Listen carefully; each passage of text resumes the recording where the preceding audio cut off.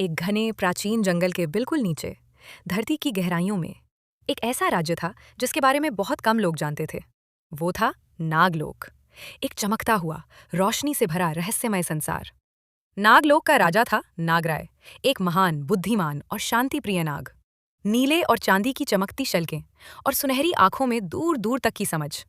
उनके पास था एक छोटा, प्यारा और साहसी नाग, नागांश, जिज्ञासु भी और दिल से बेहद बहादुर।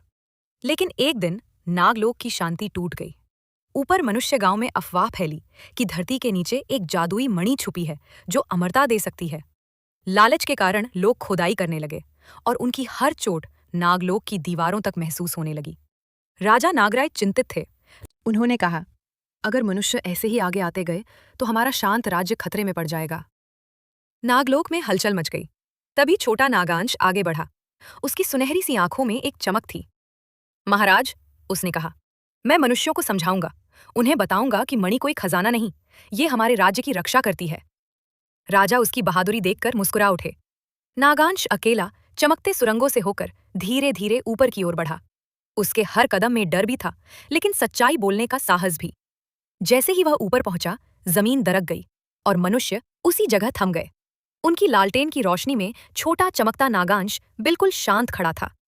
नागांश ने कहा, ये मणि अमरता नहीं देती, ये हमारे घर की रक्षा करती है। इसे छेड़ा गया तो तुम्हारी और हमारी दोनों दुनियाओं का संतुलन बिगड़ जाएगा। उसकी बातों में सच्चाई थी, उसके स्वभाव में दया थी। मनुष्यों के दिल पिघलने लगे। उन्होंने अपने फावड़े नीचे रख दिए और धीरे से कहा, हमें माफ करना, हम तुम्हारा नुकसान नहीं करेंगे। वे गड्ढे भरने लगे और नागांश की आंखों में राहत चमक उठी। जब नागांश वापस नागलोक लौटा, पूरा राज्य झिलमिलाती रोशनियों से जगमगा उठा। राजा नागराय ने उसे अपने पास बुलाया और गर्व से बोले, आज से तुम नागलोक के रक्षक हो।